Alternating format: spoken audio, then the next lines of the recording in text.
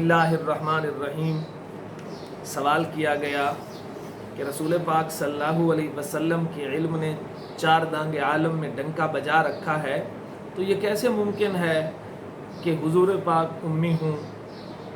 اور بہت سے لوگوں نے تو قرآن پاک کی نسبت رسول پاک صلی اللہ علیہ وسلم کی طرف کی، گویا کہ قرآن کو رسول پاک کی تصنیف قرار دیا، اور کئی لوگوں نے قرآن کو رسول پاک کی تالیف قرار دیا، جبکہ حقیقت یہ ہے کہ قرآن پاک حضرت محمد کی کتاب نہیں، یہ اللہ کی کتاب ہے۔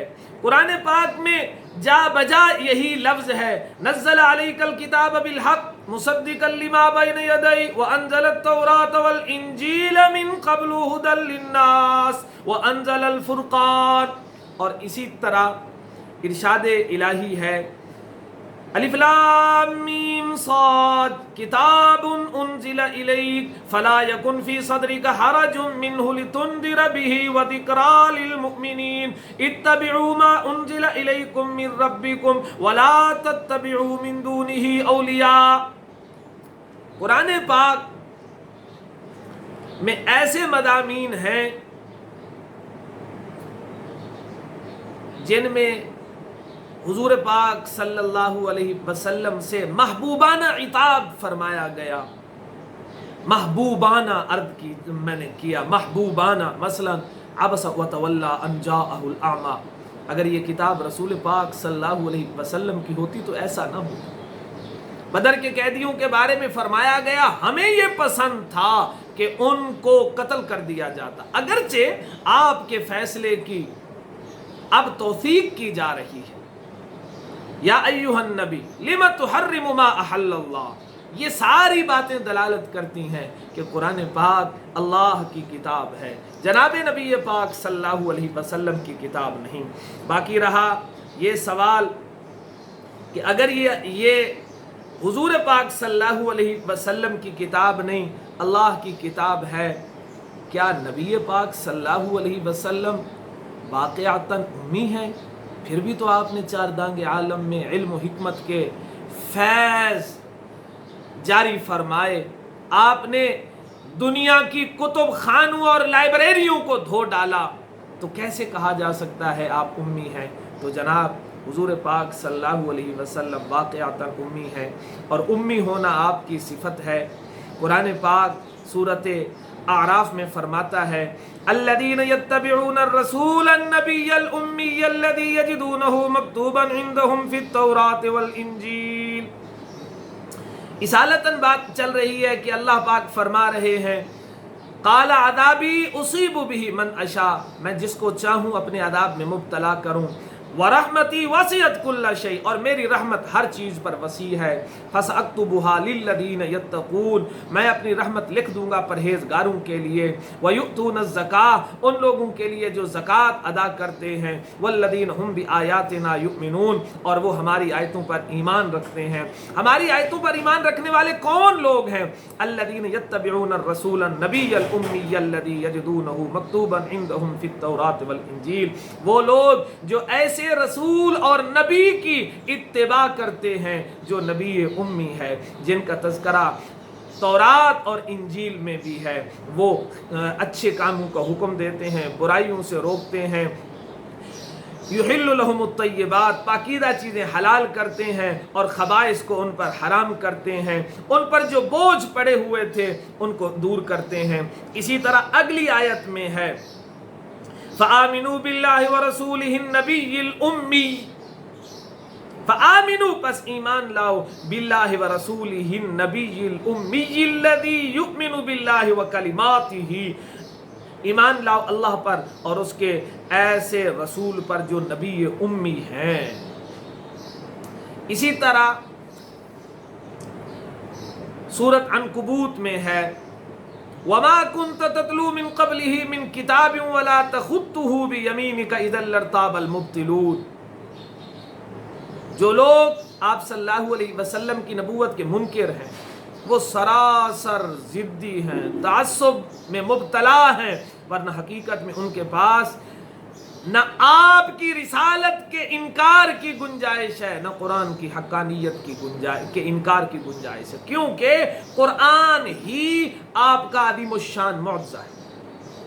وہ کیسے جی؟ 40 سال کا عرصہ آپ نے ایسا گزارا کہ آپ بالکل خاموش رہے، آپ نے 40 سال کے بعد اچانک ان تعلیمات کا اظہار فرمایا۔ قرآن فرماتا ہے وَمَا كُنْتَ تَتْلُو مِن قَبْلِهِ مِن کتاب، آپ اس قرآن سے پہلے کوئی کتاب پڑھتے نہیں تھے، نہ ہی آپ کوئی کتاب پڑھ سکتے تھے، آپ لکھی ہوئی چیز کو یوں پڑھ نہ سکتے تھے، اگرچہ یہ آپ کا معجزہ تھا کہ آپ کے سامنے غلط بیانی نہیں ہو سکتی۔ آپ لکھی ہوئی تورات کو نہیں پڑھ سکتے تھے، لکھی ہوئی انجیل کو نہیں پڑھ سکتے تھے، لیکن آپ کے سامنے بیٹھ کر کوئی ان آیات میں جو تورات اور انجیل کے ہیں ان مضامین میں آپ کے رعب کی وجہ سے تحریف نہ کر سکتا تھا، اور اگر کرتا تو پکڑا جاتا۔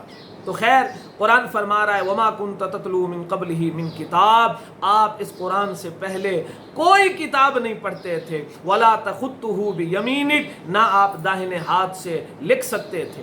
اگر ایسا ہوتا کہ آپ لکھائی کر سکتے، آپ پڑھائی کر سکتے، اِذًا لَارْتَابَ الْمُبْطِلُونَ، تو اس وقت جو ناشناس، جو حق سے ناشناس لوگ ہیں ان کو شبہ کا کوئی مطالبہ، کوئی ان کو شبہ نکالنے کا موقع ملتا، وہ یوں کہہ سکتے تھے جی حضرت محمد صلی اللہ علیہ وسلم تو پڑھے لکھے آدمی ہیں، آسمانی کتابیں دیکھ کر آپ نے ایک نئی کتاب تیار کر لی۔ اگرچہ اعجاز قرآنی کی وجہ سے اس وقت بھی یہ شبہ نکالنا سراسر حماقت تھی۔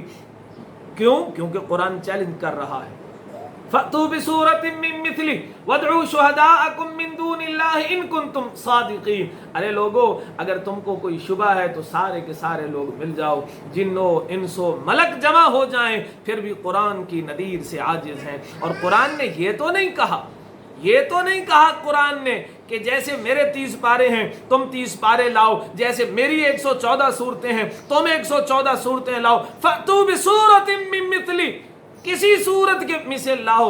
اور سب سے چھوٹی صورت سورت کوثر ہے جو 1 سطر، 1.25 اور 1.5 سطر میں پوری ہو جاتی ہے۔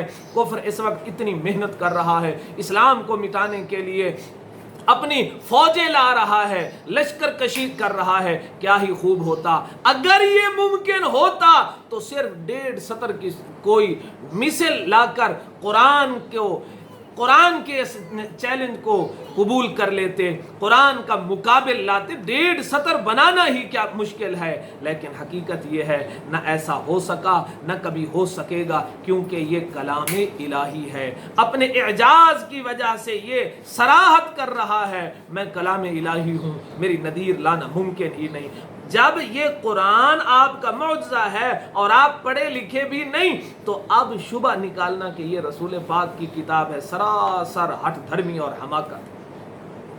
جن لوگوں نے رسول پاک کے امی ہونے کا انکار کیا تو انہوں نے شبہ میں یہ روایت پیش کی کہ جی صلح حدیبیہ کے موقع پر جب لکھا گیا یہ معاہدہ ہے حضرت محمد الرسول اللہ صلی اللہ علیہ وسلم کی طرف سے مشرکین مکہ کے ساتھ، تو اس وقت مشرکین مکہ نے اعتراض کیا اگر آپ کو اللہ کا رسول مان لیں تو پھر جھگڑا کس بات کا، ہم آپ کے رسول اللہ ہونے کے قائل نہیں، آپ یہاں پر لکھیں کہ یہ معاہدہ ہے محمد بن عبداللہ کی طرف سے۔ تو آپ صلی اللہ علیہ وسلم نے فرمایا مجھے اللہ کا رسول مانو پھر بھی میں اللہ کا رسول ہوں، نہ مانو پھر بھی میں اللہ کا رسول ہوں، اس لیے کہ تمہارے اور میرے درمیان اللہ ہی کافی گواہ ہے، اللہ جانتا ہے میں اللہ کا رسول ہی ہوں۔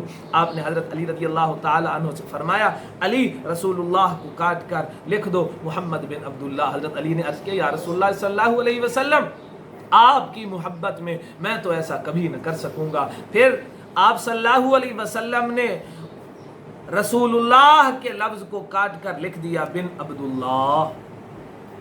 اگرچہ صحیح یہ ہے کہ آپ نے خود نہیں لکھا، کسی دوسرے صحابی کو حکم دیا، اور عرف عام میں جس کو لکھنے کا کہہ دیا جائے وہ بھی گویا کہ خود لکھنا ہوتا ہے، اور یہ بھی ممکن ہے کہ آپ نے معجزتاً لکھ دیا ہو، ورنہ حقیقت یہ ہے کہ آپ امی تھے، اور یہ آپ کی خاص شان ہے۔ جو لوگ آپ کے خواندہ ہونے کا دعویٰ کرتے ہیں تو ایسے لوگوں سے ہم پوچھتے ہیں کہ تاریخی حیثیت سے حضور پاک کے کسی ایک استاد کا نام تو بتا دو۔ عقلاً ممکن نہیں کہ جس ہستی کے علم و حکمت کا 4 دانگے عالم میں ڈنکا بج چکا ہو اس کا استاد گمنام ہو۔ پھر اہل مکہ آپ پر تان کرتے تھے کہ آپ کو یہ باتیں کوئی سکھاتا ہے مگر کبھی کوئی استاد نہ ڈھونڈ سکے۔ آخر مکہ میں وہ کون سا پوشیدہ مکان تہ خانہ ہے کہ جسے ابو جہل، ابو لہب، امیہ بن خلف اور دیگر کافر ڈھونڈ نہ سکے۔ پھر آپ اس استاد کے صرف کیا اکیلے شاگرد تھے؟ آپ کے علاوہ اس کا کوئی اور شاگرد نہ تھا؟ پھر جس استاد نے ایسے علم و حکمت و قصص و امثال و نصائح کی تعلیم دی، لازماً اس کا کوئی کتب خانہ بھی ہونا چاہیے، جبکہ مکہ میں کوئی کتب خانہ نہیں ملتا۔ دکھایا جائے وہ کتب خانہ کہاں ہے۔ حیرت ہے، استاد نے ایسے قابل فخر شاگرد کا کبھی تذکرہ ہی نہیں کیا، ورنہ استاد تو اپنے قابل شاگردوں کا تذکرہ کرتے ہوئے تھکتے نہیں۔ کیا یہ بتایا جائے اس استاد کا کوئی ساتھی، کوئی دوست، خاندان کا بھی کوئی فرد تھا کہ نہیں؟ جب آپ بھری مجلس میں دعویٰ کیا کرتے تھے یہ اللہ کا کلام ہے اور میں اللہ کا رسول ہوں، یہ وہی ہے جو تمہاری طرف بھیجی گئی، وہ برسر مجلس آ کر کہہ دیتے یہ وہی نہیں، یہ تو ہمارے فلاں دوست کی، ہمارے فلاں رشتہ دار کی، ہمارے فلاں استاد کی تعلیمات ہیں۔ اور پھر وہ معلم مذہباً کون تھا؟ مشرک تھا، عیسائی تھا یا یہودی؟ اگر مشرک تھا تو قرآن تو توحید کے دلائل سے لبریز ہے، یہ دلائل وہ کیسے سکھاتا؟ اگر یہودی ہوتا تو حضرت عیسیٰ علیہ السلام اور سیدہ مریم کی منقبت کیوں کرتا، اور حضرت عیسیٰ کے قتل اور صلیب کی تردید کیوں کرتا، اور یہود کی غلط باتوں کی مذمت کیوں کرتا، ان پر اللہ کی ناراضگی اور عذاب کا ذکر کیوں کرتا؟ اگر وہ معلم عیسائی تھا تو حضرت موسیٰ علیہ السلام اور تورات کی صفات و حقانیت اور نصارہ کے غلط عقائد کی تردید، حضرت عیسیٰ کے ابن اللہ ہونے کی تردید کیوں کرتا؟ اور اگر یہ بندوں کی کتاب ہے تو قرآن تو چیلنج کر رہا ہے، فَأْتُوا بِسُورَةٍ مِّن مِّثْلِهِ وَادْعُوا شُهَدَاءَكُم مِّن دُونِ اللَّهِ إِن كُنتُمْ صَادِقِينَ۔ پھر ساتھ یہ الفاظ بھی ہیں فَإِن لَّمْ تَفْعَلُوا وَلَن تَفْعَلُوا فَاتَّقُوا النَّارَ الَّتِي وَقُودُهَا النَّاسُ وَالْحِجَارَةُ أُعِدَّتْ لِلْكَافِرِينَ۔ نہ تم کر سکتے ہو نہ کبھی کر سکو گے، یہ چیلنج انسان نہیں کر سکتا، یہ چیلنج واقعتاً خدا کر رہا ہے۔ الغرض آپ کے امی تسلیم کرنے کے بغیر کوئی چارہ ہی نہیں۔ ہر حال میں اس بات کا اقرار کرنا پڑے گا کہ رسول پاک صلی اللہ علیہ وسلم امی ہیں۔ پھر اللہ نے اتنا علم دیا کہ آپ کا ارشاد گرامی ہے اوتیت علم الاولین والآخرین، پچھلے پہلوں سب لوگوں کا مجھے علم دیا گیا۔